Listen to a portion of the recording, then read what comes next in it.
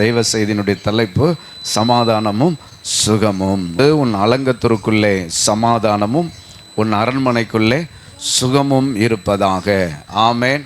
ஒரு மனிதனுக்கு தேவையானது என்ன, அத்தியாவசிய தேவை என்ன அப்படின்னு நாம் கேட்டால், முதல்ல ஒரு மனுஷனுக்கு சமாதானம் தேவை. ரெண்டாவது, இந்த உடம்புக்கு நல்ல சுகபலன் தேவை. ஆமேன்னு சொல்லுங்களேன். ஆசீர்வாதத்தில் ரொம்ப பெரிய ஆசீர்வாதம் பணம் நமக்கு முக்கியமாக அப்படின்னா, இன்றைக்கி பணம் தான் முதலிடத்தை என்ன செஞ்சுருக்கிறது, பிடித்திருக்கிறது. ஆனால் ஒரு மனுஷனுக்கு ரொம்ப அவசியமானது என்ன அப்படின்னா சமாதானமும் சுகமும். உங்களுக்கு தேவனாகிய கர்த்தர் இந்த நாளில் சமாதானத்தையும் சுகபலத்தையும் தருவாராக. ஆமேன். அல்லேலூயா, அல்லேலூயா. இங்கே சொல்லப்பட்டிருக்கிறது சமாதானம் சுகம். இந்த சமாதானம் எதற்குள்ளே? அலங்கத்துக்குள்ளே. சுகம் எதற்குள்ளே? அரண்மனைக்குள்ளே. அலங்கம் எது அப்படின்னா காம்பவுண்டு சவுறு. அலங்கம்னா என்னது? காம்பவுண்டு சவுறு. அரண்மனைனா என்னது? நம்முடைய வீடுகள், நாம் குடியிருக்கிற ஸ்தலங்கள், அதுதான் அரண்மனை. அலங்கத்தை கட்டினார் நெகேமியா அப்படின்னா காம்பவுண்டு சவுறு என்ன செய்தார்? கட்டினார். பெசலேயில் அவர் ஆலயத்தை கட்டினார் அப்படின்னா அது அரண்மனை, ராஜா வாசம் பண்ணுகிற அரண்மனை. எதுக்கு சுகம் தேவை, எதற்கு சமாதானம் தேவை அப்படின்னா, இந்த அலங்கத்திற்குள்ளே நமக்கு சமாதானம் இருக்க வேண்டும், அரண்மனைக்குள்ளே சுகம் இருக்க வேண்டும். நம்முடைய உள்ளான மனித நிலையும் நம்முடைய வெளியே பார்க்கிற இந்த சரீரத்திலையும் சமாதானமும் சுகமும் என்ன செய்ய வேண்டும்? தங்க வேண்டும். ஆமேன். இந்த அலங்கமும் அரண்மனை எது அப்படின்னா நம்முடைய உடலும் நம்முடைய உள்ளமும். ஒவ்வொரு மனிதனுக்கும் இந்த சமாதானமும் சுகமும் ரொம்ப ரொம்ப ரொம்ப ரொம்ப ரொம்ப அவசியமானது. ஆமேன் சொல்லுவோம். மனசு சரியில்லைன்னா எதுவும் என்ன செய்யாது? சரியாகாது. உடல் சுகமாக இல்லை அப்படின்னா எதுவுமே நல்லா என்ன செய்யாது? இருக்காது. உடல் சுகம் ரொம்ப முக்கியம், உள்ள சமாதானம் ரொம்ப ரொம்ப முக்கியம். ஆமேன். அப்போ இந்த அலங்கமும் இந்த அரண்மனையும் எது அப்படின்னா நம்முடைய உடலும் நம்முடைய உள்ளமும். ராஜாவாகிய தேவனாகிய கர்த்தர் வாசம் பண்ணுகிற நம்முடைய இருதயம், நம்முடைய உடல், அது தேவனுடைய ஆலயம் என்று சொல்லப்பட்டிருக்கிறது. அவர் தங்கி தாபரிக்கிற நம்முடைய முழு மனிதனும் எப்படி இருக்க வேண்டும் என்று கர்த்தர் விரும்புகிறார் என்றால் சமாதானத்தோடும் சுகபலத்தோடு வாழணும்னு ஆண்டவர் விரும்புகிறார். ஆமேன். அல்லேலூயா. ஆதி மனிதனை படைத்த போது ஒரு குறைவும் இல்லாதவனாக அவனை படைத்தார். தம்மை போல தம்முடைய சாயல், தம்முடைய ரூபம், தம்முடைய சுவாசம் எல்லாத்தையும் அவனுக்கு என்ன செய்திருந்தார் அப்படின்னா கொடுத்திருந்தார். பாவம் வந்தபோது, கீழ்ப்படியாமை வந்தபோது, மீறுதல் வந்தபோது எல்லா வியாதியும், எல்லா பலவீனமும், எல்லா மன அழுத்தங்களும், எல்லா மனசோர்வுகளும் அவனுக்குள்ளால வந்தது. அந்த மனிதனை மறுபடியும் புதுப்பிக்க என் ஆண்டவராகிய தேவன் விரும்புகிறார். உங்கள் வாழ்க்கையில் இருக்கிற சோர்வுகள், உங்கள் வாழ்க்கையில் இருக்கிற மன அழுத்தங்கள், உங்கள் வாழ்க்கையில், உங்கள் குடும்பத்தில், உங்கள் சரீரத்தில் இருக்கிற வியாதிகளையும் பலவீனங்களையும் ஆண்டவர் நீக்கி உங்களை சுகத்தோடும் பலத்தோடும் சமாதானத்தோடும் சந்தோஷத்தோடும் வாழ வைக்க என் ஆண்டவராகிய தேவன் விரும்புகிறார். உங்கள் வீடுகளில், உங்கள் சரீரங்களில் இன்னைக்கு தேவனாகிய கர்த்தர் சமாதானத்தையும் சுகபலத்தையும் தருவாராக. ஆமேன். யாத்திராகமம் 15 அதிகாரம் 26 வசனத்தை வாசிப்பீங்கன்னா ஆண்டவர் சொல்றாரு, நானே உன் பரிகாரியாகிய கர்த்தர், அவர்தான் உங்களை சுகமாக்குறவர் என்று அவர் சொல்லுகிறார். ஒருவேளை மருந்து மாத்திரைகள் நம்மை சுகப்படுத்துகிறது உண்மைதான். ஆனால் அது தற்காலிகமானது, அது நிரந்தரமானது என்ன செய்யாது? கிடையாது. தற்காலிகமானது. கண்டிப்பாக அந்த நேரத்தில் விடுதலை ஆகுது, அது தப்பு எதுவும் என்ன செய்யாது? கிடையாது. ஆனால் சர்வாங்க சுகத்தை, நிரந்தர சுகத்தை தர வேண்டும் என்றால் அது நம்முடைய பரிகாரியாகிய கர்த்தரால் மாத்திரமே என்ன செய்யும்?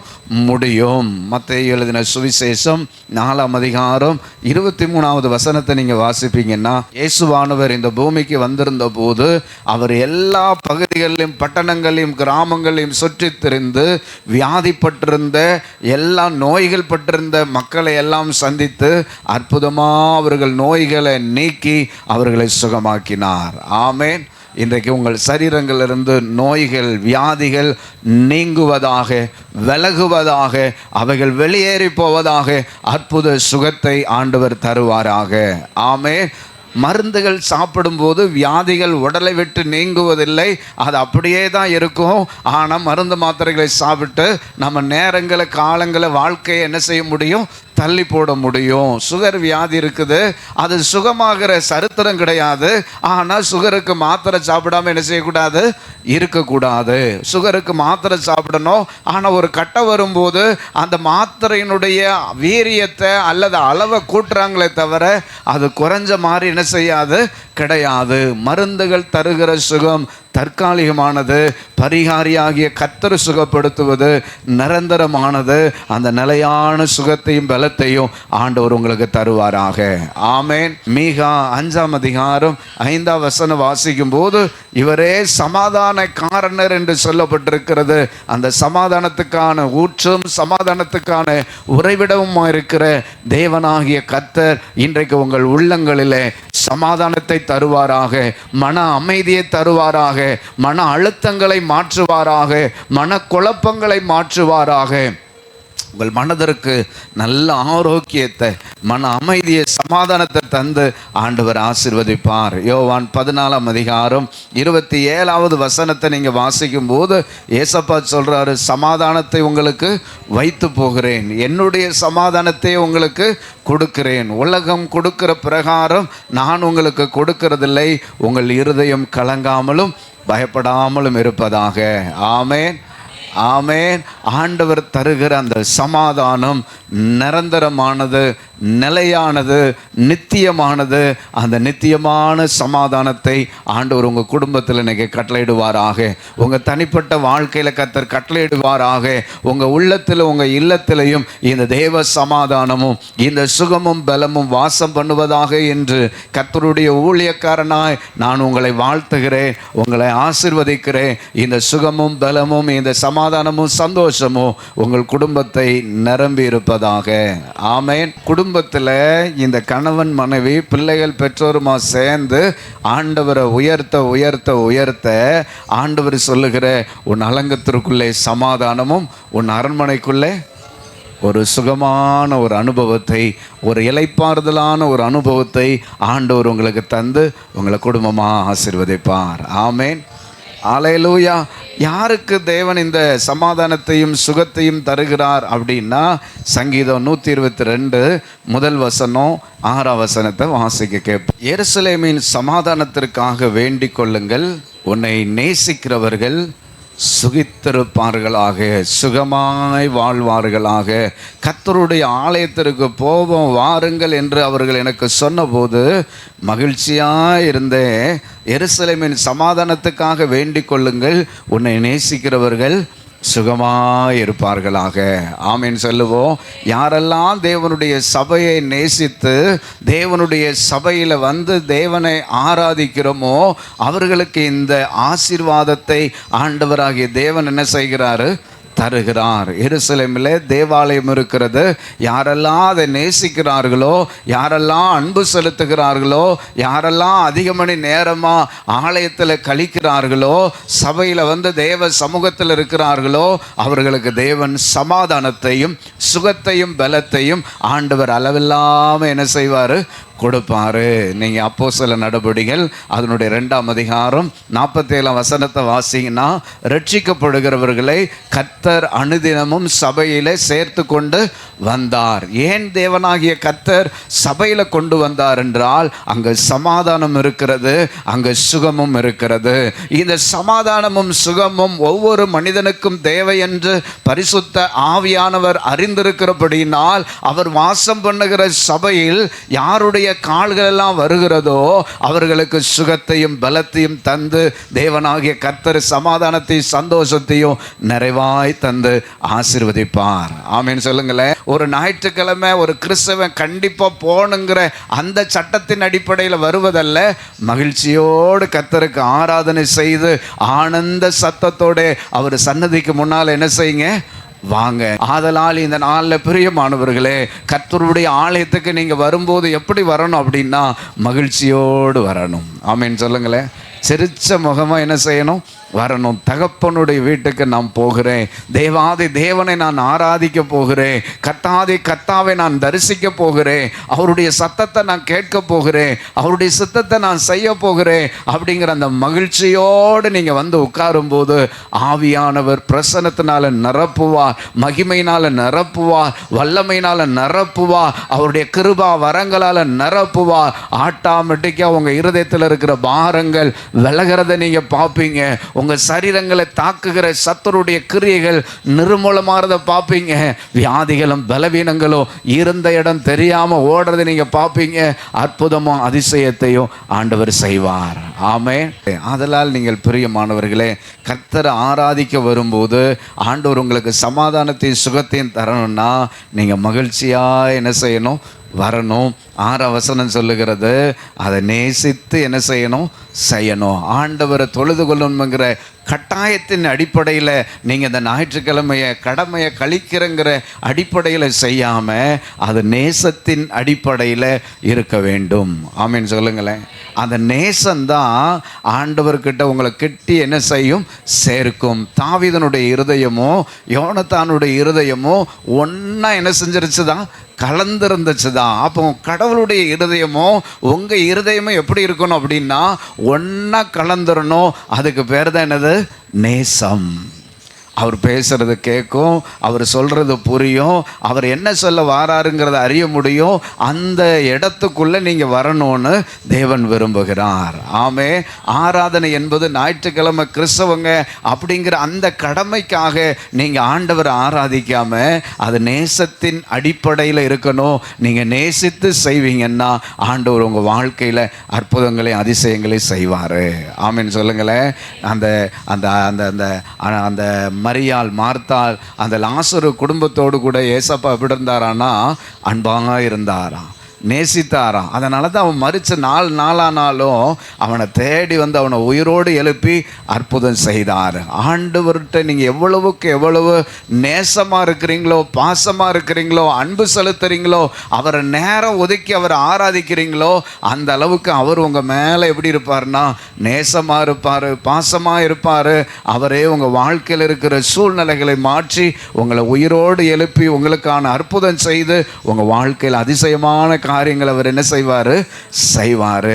அதனால தான் சங்கீதம் 84 நீங்கள் 10வது வசனத்தை நீங்கள் வாசிப்பீங்கன்னா சங்கீதக்காரன் சொல்றாரு, 1000 நாளை பார்க்கிலும் உமது பிரகாரங்களில் செல்லும் ஒரே நாள் எனக்கு நல்லது. ஒரு 1000 நாள் நான் வெளியே ஊர் சுற்றி அங்கே போய் என்ன செஞ்சாலும் அது எல்லாவற்றை விடவும் உம்முடைய பிரகாரங்களில் செல்லும் ஒரே நாள் எனக்கு எப்படி இருக்கிறது? அது ரொம்ப நல்லா இருக்குது. ஆகாத இடங்களில் நான் வாசமாக இருப்பதை பார்க்கிலும் என் தேவனுடைய ஆலயத்தின் வாசப்படியில் காத்திருப்பதையே. ஆமே. ராஜா சொல்கிறான், தான் எல்லாத்தையும் பார்த்து அனுபவித்த மனுஷன் சொல்கிறான், உலகத்தில் இருக்கிற 1000 நாட்களை பார்க்கிலும் உம்முடைய பிரகாரங்களில், அந்த வெளி மண்டபத்தில், அந்த வெளி படிக்கட்டில் வந்து உட்கார்றத நான் அவ்வளவு மகிமையாக என்ன செய்கிறேன் அப்படின்னா என்றேன். ஏன்னா அவனுக்கு தெரியும் எங்கே ஆசீர்வாதம் இருக்குது என்று, எங்கு நன்மை இருக்கு என்று, எங்கு சமாதானம் இருக்கு என்று, எங்கு சுகபலன் இருக்கு என்று சங்கீதக்காரனுக்கு தெரிந்தபடினால் அவன் எல்லாவற்றை விடவும் என் தேவனுடைய ஆலய பிரகாரங்களில், என் தேவனுடைய ஆலயத்தின் வாசப்படியில் நான் காத்திருப்பதே என்ன செய்கிறேன்? நாடுகிறேன். ஆமேன்னு சொல்லுங்களேன். நம்ம காத்திருப்பு எங்கே இருக்கணும் அப்படின்னா ஆண்டோடைய ஆலயத்தில் என்ன செய்யணும்? இருக்கணும். நம்ம அதிக நேரமாக நம்ம வாழ்க்கையில் ஒரு கழித்த இடமா இருக்கும் அப்படின்னா, அதிக நேரத்தை செலவு பண்ண இடமா இருக்கணும் அப்படின்னா அது சபையில் தான் இருக்கணும். ஆமீன் சொல்லுங்களேன். ஆமீன் சொல்லுங்களேன். அதிகமாக நம்ம கால் நின்ன இடம் எதுவாக இருக்கணும்? அது சபையாக இருக்கணும். எங்கே இருந்தாலும் எப்படி இருந்தாலும் ஒவ்வொரு நாளும் நம்ம கால்கள் சபையில் பட தான் இருதயத்தில் இருக்கிற பாரங்கள் விலகும், மனதில் இருக்கிற காயங்கள் ஆறும், உடம்பில் இருக்கிற வியாதிகள் மறையும், சத்துருடைய தாக்குதல்கள் நிர்மூலமாகும், கர்த்தருடைய ஆவியானுடைய பிரசன்னத்தை நாம் அனுபவிக்க முடியும். சுகத்தோடும் பலத்தோடும் சமாதானத்தோடு சந்தோஷத்தோடு நம்மளை என்ன செய்வார்? வாழ வைப்பார். நம்ம வாழ்க்கையில் முக்காவாசிக்கு மேலே 90% மேலே உலகத்திலேயே நம்ம நேரங்கள் என்ன செய்கிறோம், கழிக்கிறோம். ஒரு சமாதானமும் இருந்த மாதிரி இல்லை, ஒரு சுகமும் இருந்த மாதிரி இல்லை. ஆனால் இன்றைக்கு ஆவியானவர் உங்களுக்கு சொல்கிறாரு, உன் வாழ்க்கையில் மகனே மகளே, முழு நேரத்தை உன்னுடைய முக்கியமான நேரத்தை எங்கே செலுத்து, சபையில் செலுத்து. அதான் அப்போஸ்தலர் நடபடிகள் 2:47 ரட்சிக்கப்பட்டவங்களை என்ன செஞ்சார், சபைக்கு கொண்டு வந்தார். யாரெல்லாம் சபையை நேசிக்கிறோமோ, யாரெல்லாம் அதிக நேரம் தேவாலயத்தில் வந்து தேவனை வழிபடுறோமோ, அவங்க வாழ்க்கையில் நீங்கள் பார்த்தீங்கன்னா விசுவாசமாக பேசுவாங்க, நம்பிக்கையாக பேசுவாங்க, உறுதியாக இருப்பாங்க, எல்லா சூழ்நிலையிலும் திடமாக இருப்பாங்க.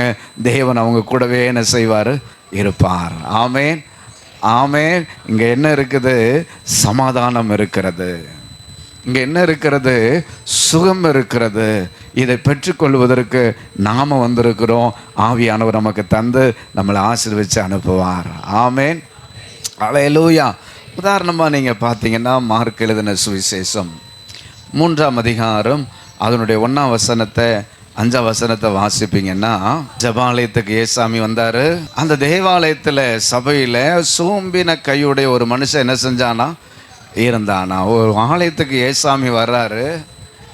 ஏசாமி வரும்போது பார்க்குறாரு, ஒருத்தன் சூம்பின கையுடையவனா. அப்படின்னா சூம்பின கைனா என்னது, சரித்திரம் என்ன சொல்லுது அப்படின்னா, அந்த மனுஷன் வந்து கட்கோரியில் வேலை பார்க்குற ஒரு மனுஷனா. அப்படி வேலை பார்க்கும்போது ஒரு கை அவனுக்கு என்ன செஞ்சிருச்சு அப்படின்னா, பாறங்கள் விழுந்து நஞ்சு செதஞ்சிட்டான். அந்த செதஞ்ச கையோடு, ஏனென்றால் ஓய்வு நாள் கட்டளை என்ன அப்படின்னா, அந்த நாளில் வேறு எங்கேயும் என்ன செய்யக்கூடாது, போகக்கூடாது. ஓய்வு நாள் பிரயாண தூரம்னு ஒன்று இருக்குது, அதை தாண்டி அவர்கள் என்ன செய்யக்கூடாது, பயணிக்கக்கூடாது. இவனுக்கு கல் விழுந்து கை நஞ்ச அந்த நேரத்திலையும் ஓய்வு நாள் சமீபமும் ஆனபடினாலே தேவனுடைய கட்டளையை மீறாமல் தேவனுடைய வார்த்தைக்கு கீழ்ப்படிந்து அந்த செதஞ்ச கையோடு கூட தேவாலயத்தில் வந்து தேவனை தேட உட்கார்ந்துருக்கிற அவன் கையை நீங்கள் 5ஆம் வசனத்தை வாசிங்கன்னா, அற்புதமாக ஏசாமி அந்த கையை என்ன செய்கிறாரு, குணமாக்கிறார். ஆமீன் சொல்லுங்களேன், ஆமீன் சொல்லுங்களேன். தேவனை வழிபடுகிற அந்த நேரத்தில் ஒருவேளை என் கை வலிச்சாலும் பரவாயில்ல, ரத்தம் சொட்ட சொட்ட இருந்தாலும் பரவாயில்ல, வேதனையினுடைய உச்சத்துக்கு இருந்தாலும் பரவாயில்ல, என் ஆண்டவர் எனக்கு சுகம் தருவார் என்று அந்த மனிதன் நம்பினபடியினால், அவனுக்கு தெரியும் தேவாலயத்துக்கு போனால், தேவ சபைக்கு போனால் என் ஆண்டவர் என்னை சுகப்படுத்துவார் என்று தெரியும். ஒருவேளை சத்துரு அன்னைக்கு ஒருவேளை அவன் காதில் சொல்லியிருப்பான், இந்த சூழ்நிலையில் நீ சபைக்கு போகணுமா, இந்த சூழ்நிலை நீ ஹாஸ்பிட்டலுக்கு அல்லவா போக வேண்டும், உனக்கு அறிவு இல்லையா, உனக்கு புத்தி இல்லையான்னு ஒருவேளை சத்துரு சொல்லியிருக்கலாம். சத்துரு எப்படி சொல்லுவான், குடும்பத்தில் இருக்கிற யாரோ மூலமாக சொல்லுவான், பக்கத்தில் இருக்கிற யாரோ மூலமாக என்ன செய்வான், சொல்லுவான். ஆனால் இவனுக்கு ஒன்று தெரியும், இவங்க சொல்கிற ஒரு வார்த்தை நான் என்ன செய்ய முடியாது, கேட்க முடியாது. எனக்கு சுகம் தருகிற தேவன், என் தேவனாகிய கர்த்தர் என் ஆலயத்தில் இருக்கிறார், என் சபையில் இருக்கிறார், அங்கே போன எனக்கு சுகம் உண்டாகும் என்று நம்பிக்கையோடு வந்தான், விசுவாசத்தோடு வந்தான். அந்த விசுவாசத்தை கனப்படுத்தி கர்த்தருடைய ஆவியானவர் அந்த 5ஆம் வசனத்தை வாசிப்பீங்கன்னா அவனை நீட்ட சொல்கிறாரு. அவன் நீட்டும் போது மறுகையை போல் அது என்ன செஞ்சிருச்சுதான், சுகமாயிட்டு. ஆமீன் சொல்லுங்களேன், ஆமீன் சொல்லுங்களேன். என்ன சூழ்நிலையாக இருந்தாலும் முதல்ல நீங்கள் வர வேண்டிய இடம் எது அப்படின்னா தேவ சபை. தேவ சபைக்கு யாரெல்லாம் விசுவாசத்தோடு, யாரெல்லாம் நம்பிக்கையோடு வர்றீங்களோ அற்புதமாக சுகமாக்குவார். சூழ்நிலை என்னவா இருந்தாலும், எனக்கு வியாதி பலவீனம் என்னவா இருந்தாலும் என் கால் எங்கே நிற்கணும் அப்படின்னா சபையில் நிற்கணும். சபையில் கர்த்தர் இருக்கிறாரு, என்னை சுகமாக்குவாருங்கிற விசுவாசத்தோடு யார் யார் வருகிறோமோ அவங்க விசுவாசத்தை கர்த்தர் என்ன செய்வார், கனப்படுத்துவார். பல லட்சத்துக்கு செலவு பண்ணாலும் சுகமாகாத வியாதி, பல ஆயிரங்கள் செலவு பண்ணி சுகமாகாத வியாதியை அற்புதமாக ஒரு நொடி பொழுதில் என் ஆண்டவர் சுகமாக்கி உங்களை ஆசீர்வதிப்பார். ஆமீன் சொல்லுங்களேன். அவன் கையை நஞ்சு செதஞ்சு ரத்தம் வடியுது, கையை கெட்டு போட்டுட்டு வந்து என்ன செஞ்சிருக்கிறான், உட்கார்ந்துருக்கிறான். கர்த்தருடைய கண்கள் அவன் கையை பார்த்தது. நீங்கள் வியாதியாக இருந்தாலும் சூழ்நிலை எதிராக இருந்தாலும் சபைக்கு வந்து நின்று பாருங்க, கர்த்தர் உங்களுக்கு அற்புதம் செய்வார். ஆமேன்னு சொல்லுங்களேன். லூக்கா 13ஆம் அதிகாரம் அதனுடைய 10ஆம் வசனத்திலேருந்து 13ஆம் வசனம் வரைக்கும் வாசிங்கன்னா, அவர் ஓய்வு நாளில் ஜபாலயத்தில் போதகம் பண்ணி கொண்டிருக்கிறாரு. 11ஆம் வசனம் சொல்லுகிறது, 18 வருஷமாக பலவீனப்படுத்தும் ஆவியை கொண்ட ஒரு ஸ்திரீ அங்கே இருந்தா. அவளால் எவ்வளவு என்ன செய்ய முடியலையா? நிமிர முடியல. ஆனால் சபைக்குள்ளே வந்து உட்கார்ந்து தேவனுடைய வசனத்தை என்ன செஞ்சுக்கிட்டு இருக்கிறா? கேட்டுக்கிட்டு இருக்கிறான். 18 வருஷமா இதே பிரச்சனை இருக்குது, இதே போராட்டம் இருக்கிறது, இதே பலவீனம் இருக்கிறது. சத்துரு கட்டி வைத்திருக்கிறான். ஆனா கூட கர்த்தருடைய ஆலயத்தை அவள் தவற விடவில்லை. கர்த்தருடைய சபையினுடைய ஆராதனைகளை அவள் நழுவ விடவில்லை. அவளுக்கு தெரியும், இன்றல்ல என்றைக்கோ ஒரு நாள் என் தேவனாகிய கர்த்தருடைய கண்கள் எனக்கு கிருபை கிடைக்கும், என்னை சுகமாக்குவார்னு நம்பி இருந்தா. அவள் நம்பிக்கை என்ன செய்யலை? வீண் போகல. ஆமீன் சொல்லுங்களேன். இந்த 18 வருஷமா கூனியா இருந்து நிமிர முடியாத சூழ்நிலையில் இருந்த அவ வாழ்க்கையை ஆண்டவர் அற்புதமா சபையின் நடுவில் அவளை நிமிர பண்ணி, அவ குறுக்கில் இருக்கிற பலவீனங்களை மாற்றி, அவ எலும்புகளில் இருக்கிற பலவீனங்களை மாற்றி, தசைகளில் இருக்கிற பலவீனங்களை மாற்றி, எல்லா ரத்தோட்டங்களையும் சீராக்கி, சத்துரு எதிலெல்லாம் தலகுனிய வச்சிருந்தானோ, எதெல்லாம் நிமிர முடியாது செய்து வைத்திருந்தானோ, அதிலெல்லாம் தலையை நிமிர்த்தி விட்டு ஆண்டவர் அவளை பலப்படுத்தி ஆசீர்வதித்து அங்கிருந்து அனுப்பிவிட்டார். ஆமேன்னு சொல்லுங்களேன். உங்களால் நிமிர முடியாத எந்த பலவீனமாக இருந்தால், எந்த சூழ்நிலையாக இருந்தாலும், என்ன கஷ்ட நஷ்டமாக இருந்தாலும் சபைக்குள்ளே நின்று பாருங்க, கர்த்தர் அற்புதமாக அந்த சூழ்நிலையை மாற்றுவார். ஆமீன் சொல்லுங்களேன். தேவனாகிய கர்த்தர் உங்களுக்கு சமாதானத்தையும் சுகத்தையும் தருவார். 1 சாமுவேல் 1ஆம் அதிகாரம் 10ஆம் வசனத்தை நீங்கள் வாசிப்பீங்கன்னா, அன்னாளுடைய வாழ்க்கையில் பெரிய மனப்போராட்டம் இருந்தது, பெரிய மன அழுத்தம் இருந்தது. எல்லாருக்கும் நன்மை கிடைக்குது, எனக்கு கிடைக்கல. ஆனால் அவளுக்கு வசதி வாய்ப்பு ஒன்று குறைவில்லை, எல்லாம் நிறைவிருந்துச்சது. ஆனால் ஒன்றே ஒன்று அவளுக்கு தேவை இருந்துச்சது. அந்த தேவையை பூர்த்தியாக்க என் தேவ சமூகத்துக்கு போனால் ஒழிய இது மாறாது என்பதை அறிந்த அன்னாள் அன்னைக்கு தேவாலயத்தில் வந்து மனம் கசந்து மனம் விட்டு தன்னுடைய எல்லா இருதய பாரத்தையும் துக்கத்தையும் ஏசப்பா சமூகத்தில் இறக்கி வச்சா. நீங்கள் 18ஆம் வசனத்தை வாசிக்கும் போது வசனம் சொல்லுகிறது, அப்புறமா அவள் துக்கமுகமாக என்ன செய்யலை? அப்புறம் துக்கமுகமாக என்ன செய்யலை? இருக்கலை. தேவ சபையில் உங்கள் துக்கத்தை சந்தோஷமாய் மாற்றுகிற தேவனாகிய கர்த்தர் வாசம் பண்ணுகிறார். அவர் உங்கள் துக்கங்களை சந்தோஷமாக மாற்றுவா. நீங்கள் வந்த வண்ணமாக அல்ல, மாறாக எல்லா சூழ்நிலைகளையும் மாற்றி உங்களை ஆசீர்வதித்து அனுப்புகிற ஒரு தேவனாகிய கர்த்தர் நம் நடுவில் இருக்கிறார். ஆமேன். இன்றைக்கி தேவ சமூகத்தில் உங்கள் இருதயத்தை ஊற்றி, தேவாலயத்தில் தேவ சமூகத்தில் உங்கள் பாரத்தை இறக்கி வச்சுட்டு போங்க. ஆண்டவர் உங்கள் கூப்பிடுதலின் சத்தத்தை கேட்பா. இந்த நாளில் உங்களுக்கு ஒரு தீர்வை தந்து என் ஆண்டவர் ஆசீர்வதிப்பார். ஆமேன். அல்லேலூயா. அப்போ யாருக்கு இந்த சமாதானத்தையும் சந்தோஷத்தையும் சுகத்தையும் பலத்தையும் தர்றார் அப்படின்னா, யாரெல்லாம் தேவாலயத்தை நேசித்து வருகிறோமோ, மன விருப்பத்தோடு வருகிறோமோ, மன மகிழ்ச்சியோடு வருகிறோமோ, அவர்களுக்கு தேவன் இதை நிறைவாக என்ன செய்வார்? தருவார். ஒருவேளை நீங்கள் இது வரைக்கும் ஏனோ தானோ என்று, ஒருவேளை இது வரைக்கும் சும்மா கடமைக்கு நான் கிறிஸ்தவங்கிற பெயருக்காக போகிறேங்கிற நிலைமை இருந்திருக்குன்னா, இன்றைக்கி உங்களை மாற்றிக்கோங்க. இன்றைக்கி உங்கள் வாழ்க்கையில் ஒரு திருப்பு முனை உண்டாகட்டும். இன்றைக்கி ஒரு மனம் திரும்புதல் உண்டாகட்டும். கர்த்தர் உங்கள் வாழ்க்கையை ஆசீர்வதிப்பார். நீங்கள் செய்ய முடியாத ஒரு காரியத்தை செய்ய சொல்லல ஆவியானவர். தேவாலயத்துக்கு வரும்போது, சபைக்கு வரும்போது நீங்கள் எப்படி வரணும்னு விரும்புகிறாருன்னா, மகிழ்ச்சியோடு வாங்க, அவரை நேசித்து ஆராதனை செய்யுங்க. இதை நீங்கள் செஞ்சு பாருங்கள். நான் சொல்லுவேன், உங்கள் வாழ்க்கையில், உங்கள் குடும்பத்தில், உங்கள் வீடுகளில் தெய்வ சமாதானம் நிரம்பி இருக்கும், சுகமும் பலமும் நிரம்பி இருக்கும். ஆமேன், ஆமேன். ஆவியானவர் சபைக்கு சொல்லுகிறதை காதுள்ளவன் கேட்க கடவை. யாரெல்லாம் நீங்கள் கேட்குறீங்களோ, இந்த நாளிலிருந்து என் ஆண்டவராகிய தேவன் உங்கள் உடலுக்கு சுகத்தையும் பலத்தையும் தருவார். உங்கள் மனதிற்கு சமாதானத்தையும் சந்தோஷத்தையும் தருவார். ஆண்டவர் உங்கள் கூட இருந்து உங்களை வழி நடத்துவார். ஆமேன்.